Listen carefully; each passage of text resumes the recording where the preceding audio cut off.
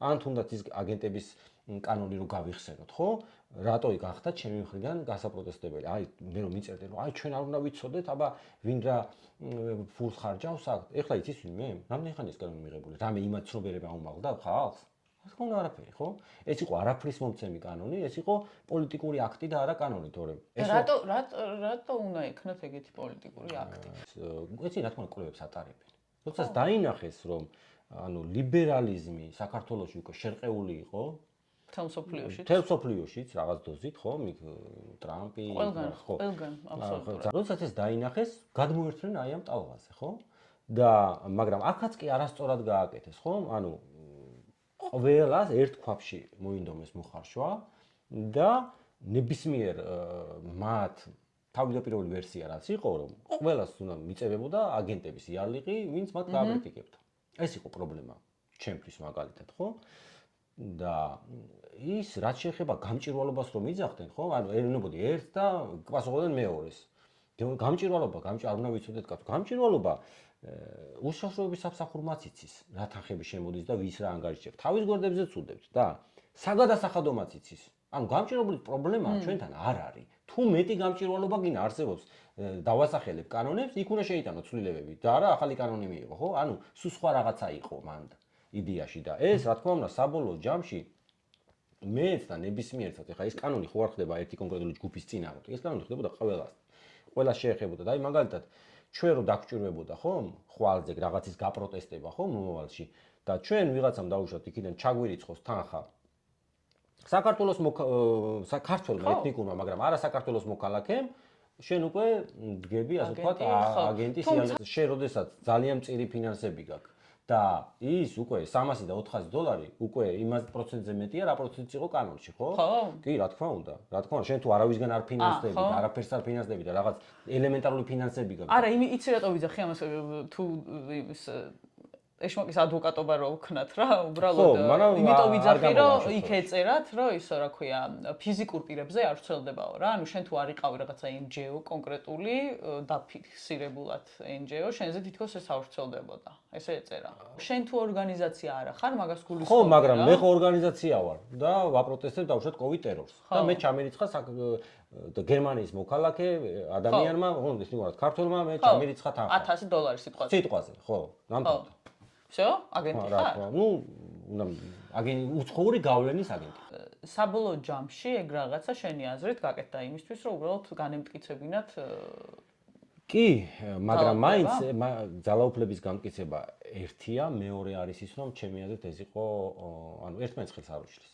ეს იყო პოლიტიკური აქტი და პოლიტიკურ აქტში გულისხმობ იმას, რომ ისინი უკვე მიხვდნენ რომ სხვა სიომ დაუბერა მსოფლიოში და არის საჭირო რაღაც პოზიციების ცვლილება. აი ეს პოლიტიკური აქტი იყო.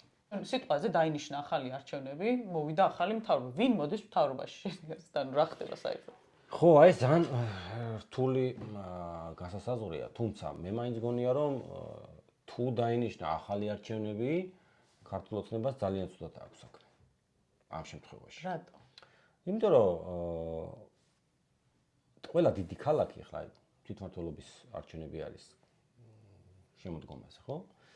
ყველა დიდი ქალაქი წააგო.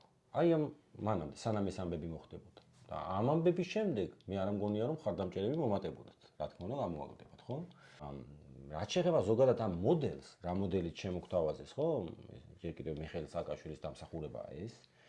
იმიტომ რომ ჩვენ ვიყავით საპრეზიდენტო მოდელზე და ჩვენაირი ქვეყნისთვის არის ზედ გამოჭრილი მოდელი, ეს მოდელი რაც ჩვენ გვაქვს არის სრულიად ქაოსის გარანტია და ვართ კიდევაც ქაოსში და ვიქნებით სანამ არ შევცვლით. და რატო გააკეთა ახლა ხო ვიცით ეს სააკაშვილმა, იმიტომ გააკეთა რომ თვითონ აღარ შეელო 2-ზე მეტი ვადით ხელისუფლებაში დარჩენა და შეასუსტა პრეზიდენტის ინსტიტუტი კანონმდებლობით და გააძლიერა პრემიერის ინსტიტუტი. შემდეგ როდესაც შეიცვალა ხელისუფლება, ბიზნეს ივანიშვილის მისთვის სამართავად გარედან ცდილოვანი მმართველობის იყო ზედ გამოჭრილი. კი.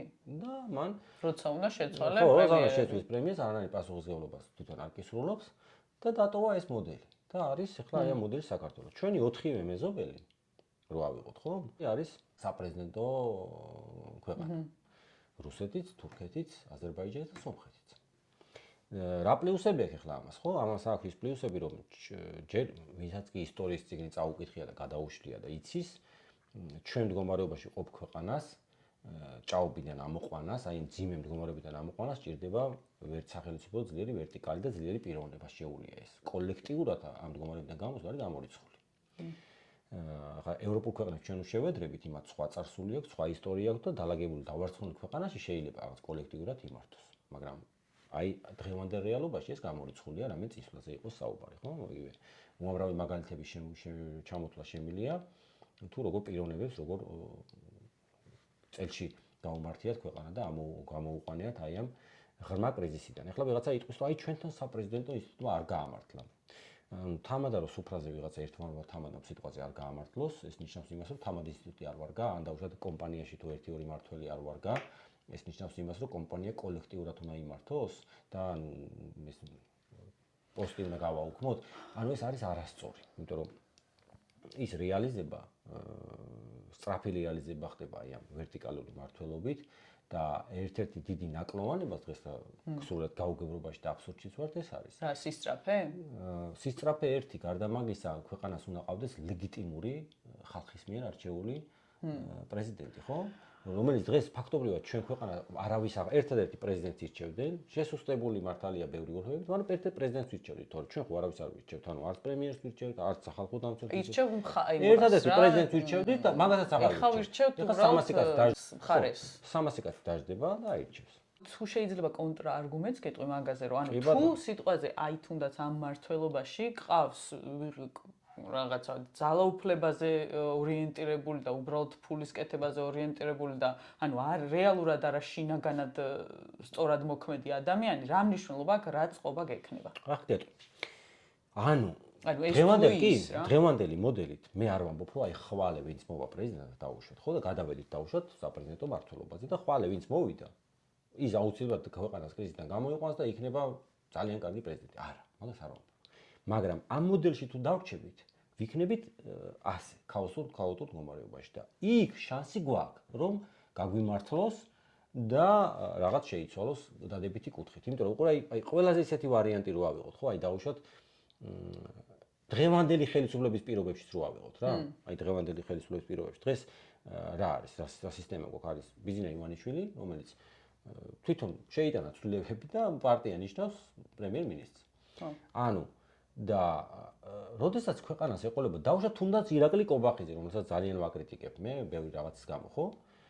ის უკვე იმდენად კი აღარ დაემორჩილება ივანიშვილს, იმიტომ რომ მას უკვე ლეგიტიმაცია აქვს ხალხისგან. ის უკვე არჩეულია, მისი მოხსნა და ეს აღარ შეიძლება. ანუ ის გაცილებით თამამ ნაბიჯებს გადადგავს ყველა მიმართულებით. იმედი მაქვს ამის რომ შეიძლება ასე. ხო, მაგრამ ერთი წამი, ანუ კიდე უნდა კონტრარგუმენტი კიდე უნდა გამოვუშვა, იმიტომ რომ იზრხი რომ რუსეთის სიტყვაზე აგერ ვითომ პრეზიდენტის ის აქვს ინსტიტუტი, მაგრამ რეალურად პუტინი გადადგებოდა, ანუ თვითონ მოძრაობდა. ხო, რაღაცა მედვედევი ყავდა ცოტა ხანი, მე ისევ თვითონ იყო, ანუ რა გარანტია გაქვთ იმის მხრივ, რომ თუნდაც აი ეგეთ შემთხვევაში რომ ის ვქნათ რა, რაღაცა პრეზიდენტის ის აღგვადგინოთ, ეს უბრალოდ ვკამათობ ახლა, ანუ არ ვიცი რა.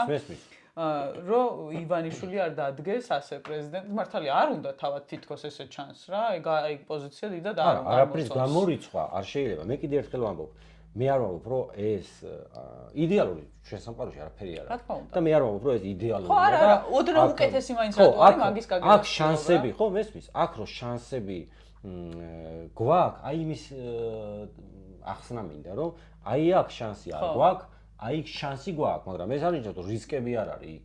და რისკებისგან დაზღვეული გაქვს და აი იმისავით ხატავ რა, იქ 64-სავით, რა, აი დაუშვათ ჩვენ თუ იქ გადავალთ ყველაფერი, არა. უბრალოდ ეს ჩვენ მოდელი ისტორიულად რაღაც წარსული გამოცდილებით, სოფლიო ისტორიიდან გამომდინარე და ბევრი რაღაც ფაქტორების გამო ეს მოდელი ჩვენთვის არის ბილად როგორ არასწორი ბილად დავთქვათ, ხო და ის უნდა დავბრუნდეთ, იქ არ ვიცით ჩვენ თავიდან რა და როგორ იქნება, შეიძლება იქაც არ გაგვიმართლოს, მაგრამ იქ შანსი გაქვს, რომ გაგიმართლოს და აქ შანსი არ აქვს, აი მარტივია. რომ მოხდეს ესეთი რამე და არჩევნები ხელმეორედ ჩატარდეს, ანუ ხელს უბრალოდ თუ წამოვა მაგაზე, ეს ხელისუფლება არ წამოვა მაგაზე. და არც ოპოზიციას ეს მოდელი, არც ოპოზიციას მე არ მომისმენია მაგალითად მათგან წამოსული. არა.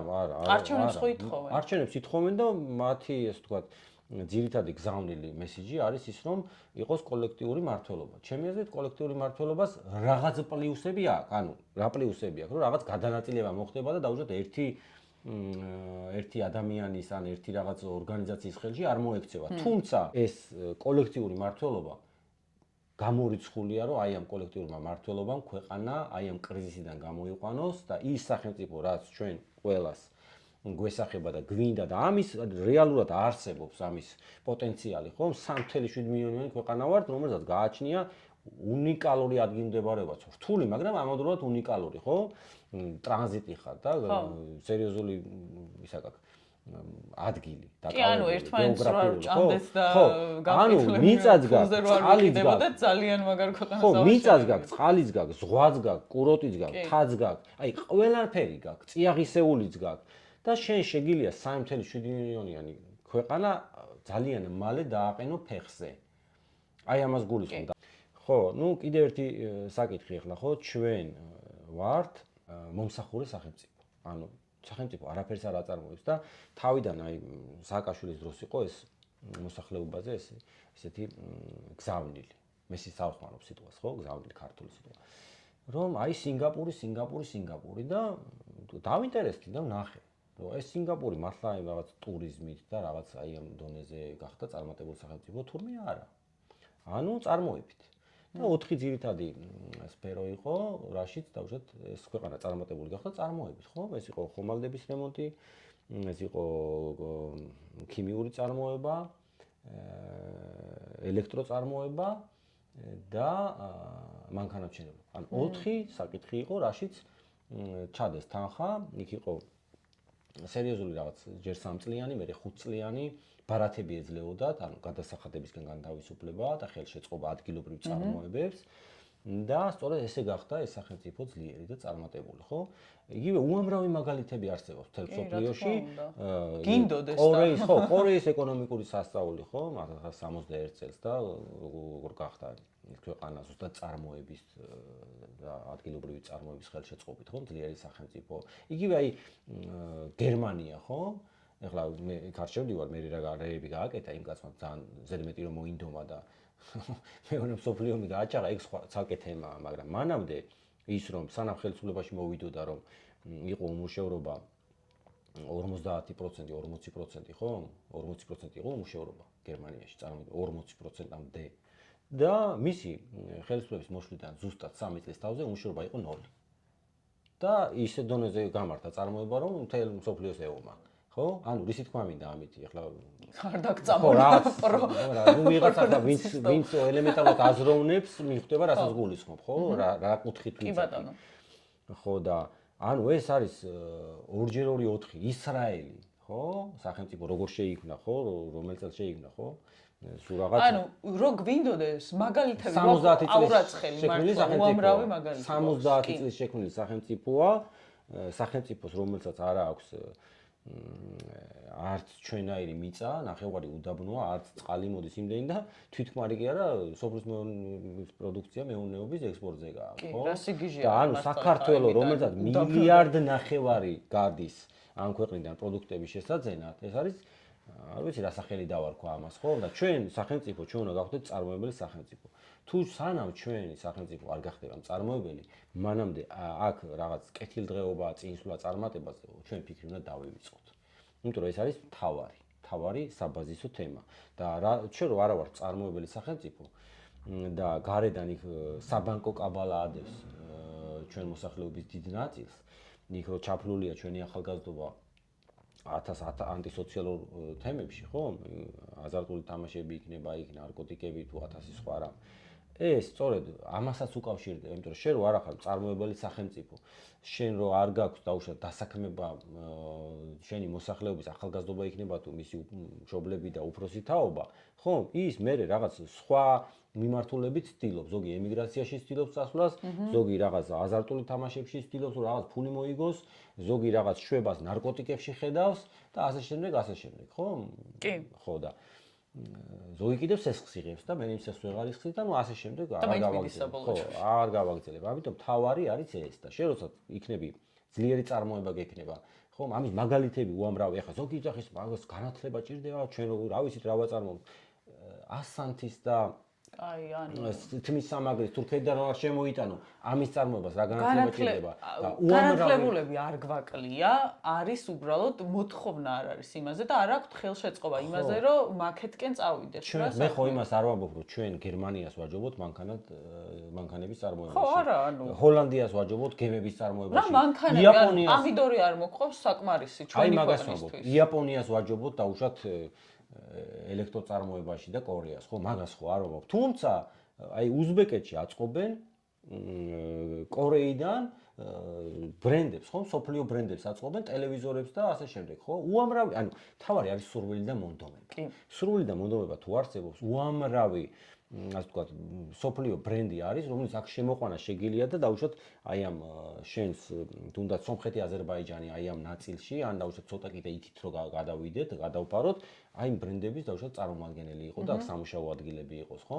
მაგრამ ამას ჩვენ ინტერესს ხედავთ, ანუ ვინმე სერიოზული 12 წლის მანძილზე, ვინმე სერიოზული ბრენდი საქართველოში შემოსულა, აი ესეთი მსგავსი, რომელიც დიდ სამუშაო ადგილებს შექმნიდა. ბიზნესს ხო მორალი არ გააჩნია ზოგადად რა და ბიზნეს თუ არ დააძალე, რამე რომ აი დიდ ბიზნესზე დიდ ინვესტიციას და დიდ ფულს ეძახი რა. ხო და სახელმწიფო დღეს, რასაც უყურებ ყოველ შემთხვევაში, შენდება ძირითადად რაღაცა საზიზღრობები, იმიტომ რომ არის სწრაფი ფულის სწრაფი ერთი და ვისი ბიზნესია? ხო, ანუ თავრობის და მასთან დაკავშირებული პირების, ხო და ანუ მაგას ვამბობ, რომ ბიზნეს მორალი არ აქვს, ანუ არ გააჩნია ის რა ქვია, აბა ხალხისთვის რა არის უკეთესი, ეგ არ გააჩნია რა, შენ თუ არ დააძალე და რაღაცა ჩარჩოებში შენ თუ არ ჩასვი და არ უთხარი, რომ იცი, აი ამას წაგახალისებ, ამაში მოგცემ იმას რიაკარს და აქ ჩაგიკეტავ ცოტა რა, იმიტომ რომ არა შენო იმაში ზღვის სანაპირო ბათუმში არ ამიშენო, ზღვაში არ შეიყვანო რაღაცა სასტუმრო, რომელიც სხვათა შორის ნებადართეს და საშინელებებს აშენებენ. ანუ იმიტომ რომ სწრაფი ფულია again. ანუ მე ძალიან მაწუხებს რა როგორც არქიტექტურაზე მოდერნული ადამიანს ძალიან მაწუხებს ეგ თემა და მაგიტომ ვამბობ რომ არის სწრაფი ფული, იმიტომ რომ არაფერი იმას არ უნდა რა. რამდენიმე მილიონად ააშენებენ და მე უცებ მოაქვთ მაგას ბრუნვა აქვს მოკლედ სწრაფი და როცა არანაირი ბერკეტები არ არის რომ გაგაჩეროს, რა თქმა უნდა აშენებ და აშენებ რა. ანუ მოკლედ თუ არ იქნება ძალით წახალისება ბიზნესს და ფულს მორალი არ გააჩნია თავისით. ხო, სახელმწიფომ უნდა შეუწყოს ხელი, ან თვითონ უნდა შექმნას, ამის მაგალითებიც არსებობს უამრავი და თავარი არის კიდევ ერთხელ სურვილი და მონდომება, თორემ პრობლემა არ არსებობს ამას. ეხლა დღევანდელ დღეს აი სწორედ ის ბიზნესის ჩამოკიდება აი ამ ტურიზმზე რა გამოიწვია, ხო? არაერთხელ დაახველა ამ ტურიზმმა და კოვიდის დროსაც იყო და ახლაც. აი მაგალითად ეხლა ძალიან ცუდ დღეშია ბიზნესი, ძალიან ცუდ დღეშია ბიზნესი. და ეს ხო ჯაჭვური რეაქცია, ანუ 20 დღიანი ის არის, შეფერხება და ამ 20 დღემ ისეთი რაღაცა ქნარო, ხო? ხო, უსერიოზულესი პრობლემები აქვს ბიზნესს, ხო? ჩვენ ხედავთ, იმიტომ რომ ტურისტები ვინც იყვნენ ისინი გაიკრიფენ და ახლა რომელი ტურისტი ჩამოვა, როდესაც პირდაპირ ეთერში ხედავს, რომ აქ არის სამოქალაქო ომი რუსთაველზე, ხო? რომელი ტურიზმი ვინ ჩამოვა?